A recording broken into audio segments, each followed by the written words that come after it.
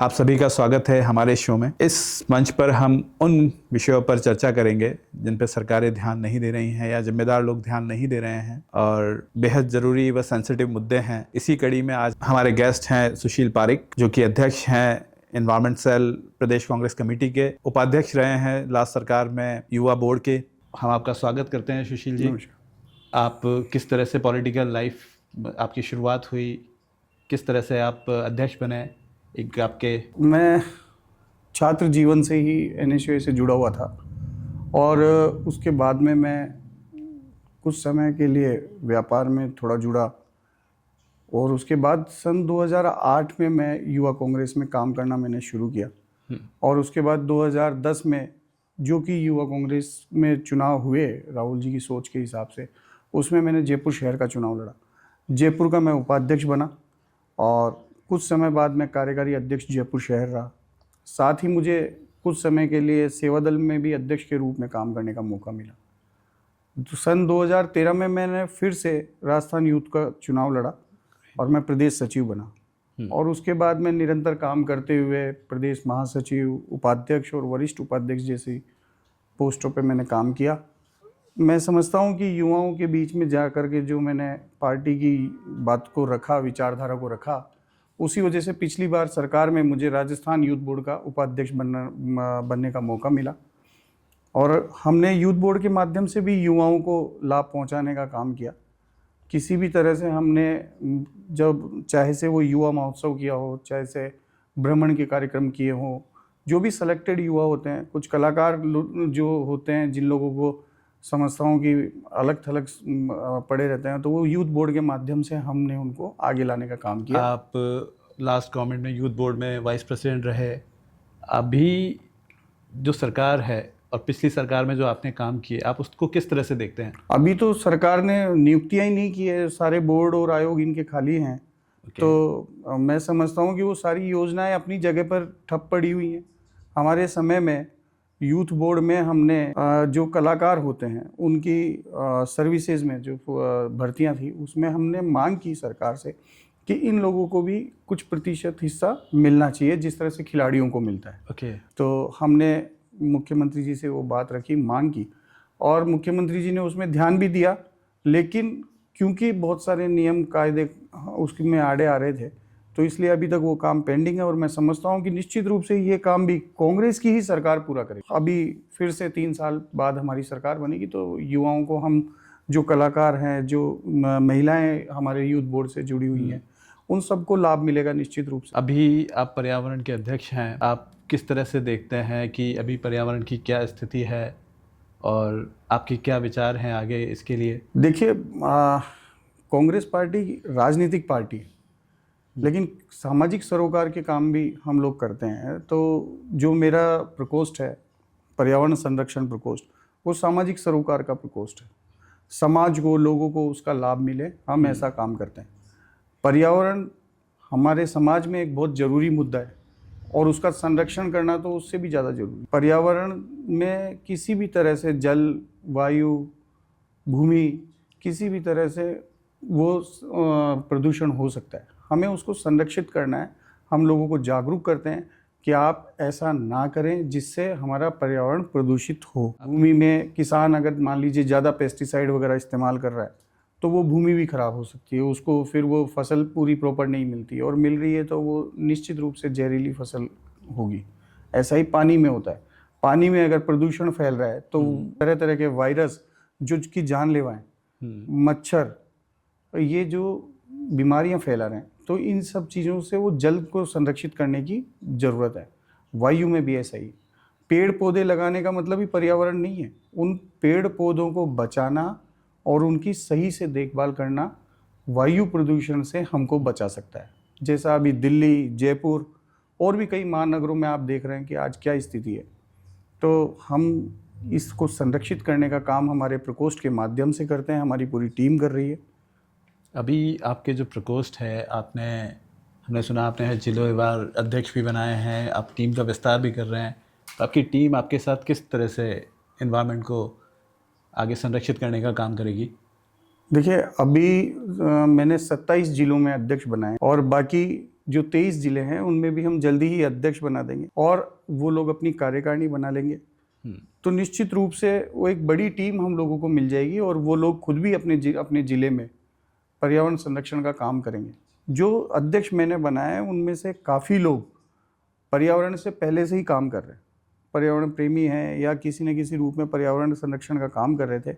ये अलग बात है कि वो राजनीति भी करते हैं, लेकिन हम अपने लोगों से केवल यही आशा करते हैं कि वो समाज को एक अच्छी दिशा देंगे और पर्यावरण संरक्षण में उचित कदम उठाएंगे। अभी किन मुद्दों पे आप विचार कर रहे हैं? ऐसे कौन से मुद्दे हैं जो आपके सामने दिखाई दे रहे हैं जो पर्यावरण को, अभी बहुत ऐसी चीज़ें हैं जो आपको शायद बहुत सुधारनी पड़ेंगी?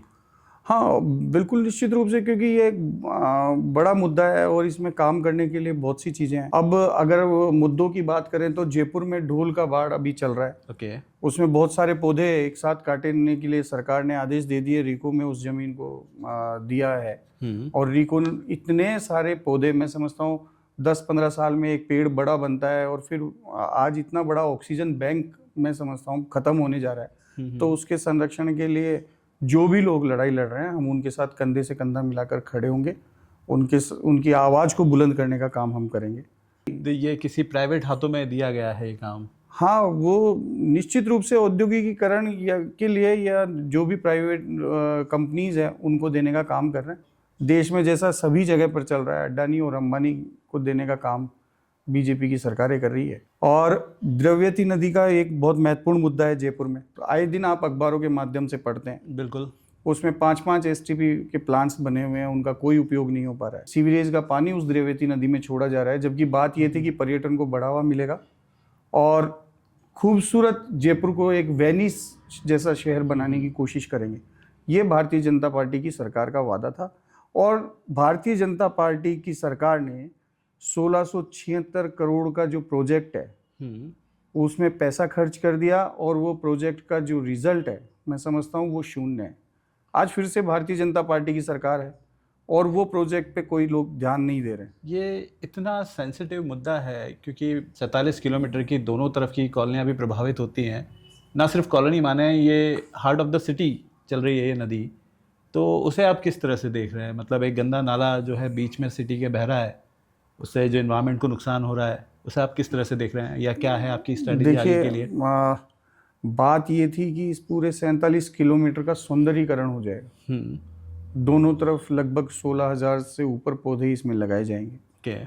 कुछ कैफेटेरियाज इसमें शामिल किए जाएंगे और जो मॉर्निंग वॉक करने वाले लोग हैं वो द्रव्यवती नदी के दोनों किनारों पे मॉर्निंग वॉक करेंगे, ऐसा सरकार ने उस समय और कहा। वो आज की तारीख में हो रहा है ऐसा? वो तो आप, मैं सिर्फ छोटी सी बात जानना चाहूँगा आपसे। 16,000 पौधे सरकार द्वारा लगाए गए? नहीं लगाए गए और आज मौके पर कोई भी जाकर देख सकता है। मैं तो अगर मैं कुछ भी बोलूँगा तो लोगों को लगेगा कांग्रेस का आदमी इसलिए ज़्यादा बोल रहा है, बट फिर भी जो भी पर्यावरण प्रेमी हैं या जो भी लोग वास्तविकता जानना चाहते हैं वो देख सकते हैं कि वहाँ पर किसी प्रकार के पौधे नहीं है, उनको संरक्षण का काम। आपने बात बोली मॉर्निंग वॉक, मेरे ख्याल से मॉर्निंग या इवनिंग कोई शायद वहाँ बदबू की वजह से वॉक भी नहीं कर सकता आज की तारीख में। हाँ, तो उसमें सीवरेज का पानी जो छोड़ा जा रहा है और जो इसके साथ साथ पाइपलाइन डाली गई थी उससे वहाँ के निवासियों को किसी प्रकार का कोई लाभ नहीं हो रहा है और अखबारों के माध्यम से आप इसकी सच्चाई जान सकते हैं। अखबारों में आए दिन छपता रहता है कि सीवरेज का पानी द्रव्यवती नदी में छोड़ा जा रहा है, एसटीपी प्लांट्स फेल हो चुके हैं और वहाँ कोई केयर करने वाले नहीं है। आप पर्यावरण के अध्यक्ष हैं कांग्रेस की तरफ से, आपकी क्या स्ट्रेटेजी रहेगी इस मुद्दे पे? हाँ, ये एक बहुत महत्वपूर्ण सवाल है और जल्दी ही मैं द्रव्यवती नदी को लेकर एक हस्ताक्षर अभियान चालू कर रहा हूँ। इसमें हमने आरटीआई से भी काफ़ी कुछ चीज़ें इकट्ठी की हैं, काफ़ी कुछ अखबारों के माध्यम से हमारे तक पहुँची है और अभी हम हस्ताक्षर अभियान जो करेंगे उसको 5 फेज में करेंगे। 47 किलोमीटर का जो लंबा एरिया है उस पूरे एरिया को हम कवर करने की कोशिश करेंगे, लोगों के बीच में अपनी बातों को पहुंचाएंगे कि द्रव्यवती नदी से उनको क्या नुकसान हो रहा है और जनता के टैक्स का पैसा लगा हुआ है तो जनता को लाभ होना चाहिए था, जबकि जनता को नुकसान हो रहा है। तो सबसे पहले हम इसमें जागरूकता एक अभियान चलाएंगे, लोगों से मिलेंगे, डोर टू डोर कैंपेन करेंगे और उसके बाद हस्ताक्षर अभियान करेंगे और उस हस्ताक्षर अभियान से जो भी हमारा फ्लैक्स पे इकट्ठा होता है या हमारे पेजेस जो हम एक फॉर्मेट बनाएंगे उस पेजेस पे जो सिग्नेचर होते हैं वो सारे सिग्नेचर हम राजस्थान के गवर्नर साहब तक पहुंचाएंगे एक ज्ञापन के माध्यम आपको लगता है जिम्मेदार लोग इससे जागरूक होंगे या इसे देख के कुछ आगे करने की? से। मैं कोशिश कर रहा हूं कि वो लोग जागें और इस चीज़ को जनता को लाभ पहुंचाएं, सही करें। जनता का 2000 करोड़ रुपए जो खर्च हुआ उसका लाभ जनता तक पहुंचे, थोड़ा कम सही लेकिन पहुंचे तो सही। साथ ही मैं कोशिश करूंगा कि जो इसके आसपास की कॉलोनियां हैं, क्योंकि लगभग 5000 कॉलोनियां इसमें प्रभावित होती है, तो उन 5000 कॉलोनियों के निवासियों को द्रव्यवती नदी का सही लाभ मिले। और जयपुर के सौंदर्यीकरण में जैसी कि सरकार ने कहा था, सरकार वैसा ही काम करे और लोगों को इसका लाभ पहुंचे, पर्यटन को इसका लाभ पहुंचे। हम कोशिश ऐसी करेंगे और अगर मान लीजिए किसी तरह से वो लोग नहीं सुनवाई करेंगे तो हम इसमें एक आंदोलन भी करेंगे। ग्रेट। और ये आपका एक शुरुआती मुद्दा होगा जो आप पर्यावरण के सौंदर्यीकरण में एक पहल है आपकी, बहुत ही गहन मुद्दा है जिसको लोग शायद नहीं देख रहे हैं। आपने उठाया इस बात को, नदी की वजह से इतनी गंदगी, इवन मच्छर, लार्वा, सारी चीज़ें वहाँ फैल रही हैं, दोनों तरफ के लोग वहाँ परेशान हैं।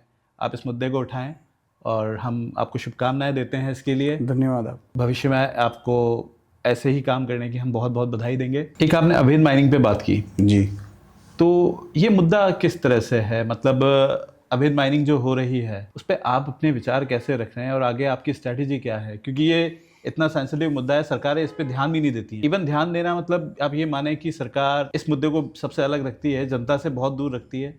इस पे आप किस तरह से स्ट्रैटेजी बनाएंगे अपनी? देखिए, पर्यावरण संरक्षण में अवैध माइनिंग भी एक बड़ा मुद्दा है। अवैध माइनिंग जहां भी हो रही है, पहली चीज तो गलत है, क्योंकि सरकार जब माइनिंग की आपको परमिशन दे रही है तो वो कई चीजों का ध्यान रख। जब आपको माइंस की कोई परमिशन सरकार के द्वारा मिलती है तो वो फॉरेस्ट से दूर होनी चाहिए, उसका एरिया इतना होना चाहिए, इतने लेवल तक आप उसकी खुदाई कर सकते हैं, कई चीजें उसमें होती है। लेकिन जब आप अवैध माइनिंग करते हैं तो उसको बेतरीब तरीके से करते हैं, जहां से मर्जी वहां से उसको फोड़ना शुरू कर देते हैं। और कई ब्लास्टिंग का काम एक बहुत तेजी से चल रहा है, आज के अखबार में भी था। ब्लास्टिंग से बहुत दूर तक पत्थर उछलते हैं, उससे काफी लोगों को नुकसान हो रहा है, घरों को नुकसान होता है, घरों में दरारें पड़ जाती है। और एनवायरनमेंट की जहां तक बात करें तो उससे जंगल बड़े लेवल पे तबाह हो जाता है। बिल्कुल, ये आपने बहुत बड़ी बात बोली है। जंगल बहुत जल्दी उस तरीके से काटे जा रहे हैं जिसकी ब्लास्टिंग से जंगल में बड़े बड़े खड्डे हो जाते हैं। जंगली जानवर जो है वो कहाँ विचरण करेंगे?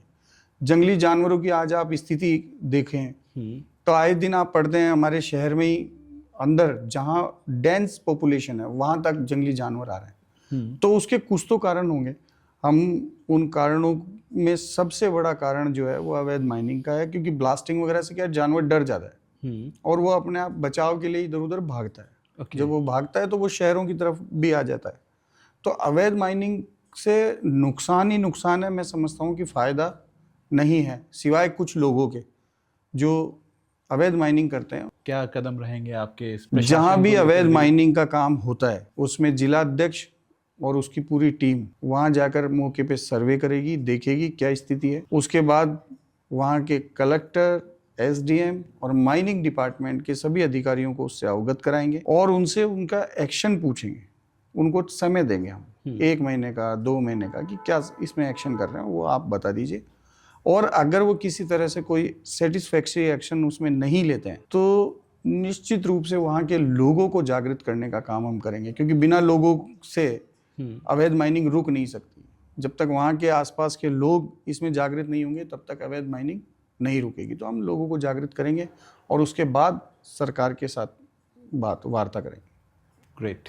अभी हमने एक न्यूज़ और देखी भीलवाड़ा की जी, जहाँ पे अवैध रूप से पेड़ों की कटाई हुई है, पूरे जंगल के जंगल इन्होंने काट दिए। इस पे आप किस तरह से देखते हैं? वो सरकार की मिली भगत से मैं समझता हूँ ये काम हुआ होगा और सरकारी अधिकारी तो उसमें लिप्त थे ही, तभी तो सरकार ने उनको 5-7 लोगों को सस्पेंड किया है। अभी भी वो मुद्दा इतना बड़ा है क्योंकि मैंने आपको पहले भी बताया कि एक पेड़ पूरा बनने में, पौधा होता है, पौधे से जब वो पेड़ बनता है तो लगभग 15 साल का समय एक पेड़ को बनने में लगता है। तो अब जो बीघाओं में इन्होंने पेड़ काट दिया, अनगिनत पेड़ों की कटाई इन्होंने कर दी, तो उसकी भरपाई कैसे होगी? हम वो जंगल वापस प्राप्त नहीं कर सकते और अगर प्राप्त करेंगे तो उसको प्राप्त करने के लिए हमको 15 साल इंतजार करना पड़ेगा। मतलब सरकार इस विषय पे इतना उदासीन है जिसकी हद नहीं है। मतलब हम देखते हैं कि एनवायरमेंट को लेकर सरकार सचेत ही नहीं है।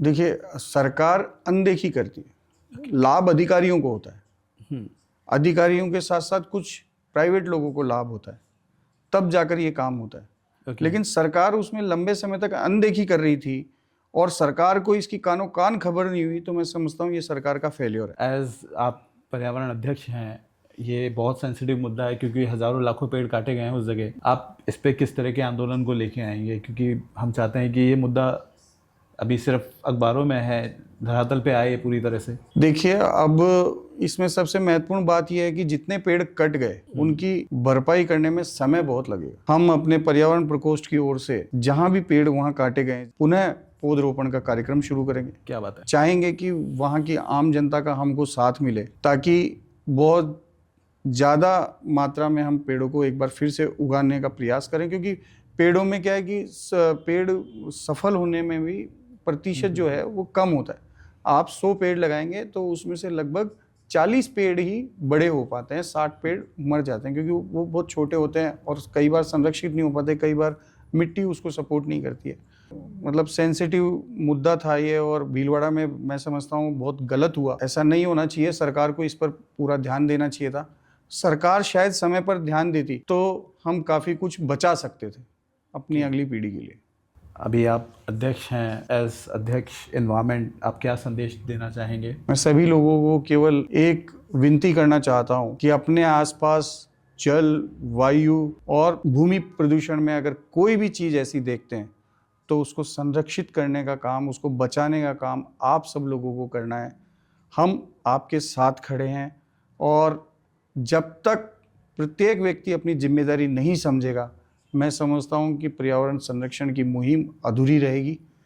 तो मैं केवल अपना छोटा सा संदेश ये देना चाहता हूं कि जहां भी पर्यावरण संरक्षण की आवश्यकता हो, कोई भी व्यक्ति, एक आम व्यक्ति उसमें अपनी भूमिका निभाए और ज़्यादा से ज़्यादा पर्यावरण संरक्षण का काम करे। आने वाले समय में भी हम आप लोगों के साथ जुड़े रहेंगे और भी मुद्दे हैं जिन पे हम आपसे चर्चा करेंगे और लोगों के साथ चर्चा करेंगे। आप लोग जुड़े रहें हमारे साथ, इसी तरह से जनता के मुद्दे हम उठाएंगे। आप सभी का सहयोग हमें चाहिए। आप सभी हमारे चैनल से जुड़े रहें, the Sanjeev Chandrawat show. Please like and subscribe. ऐसे ही हम और मुद्दों पे आपसे चर्चा करते रहेंगे और गेस्ट हमारे साथ रहेंगे। आज की कड़ी में धन्यवाद आपका।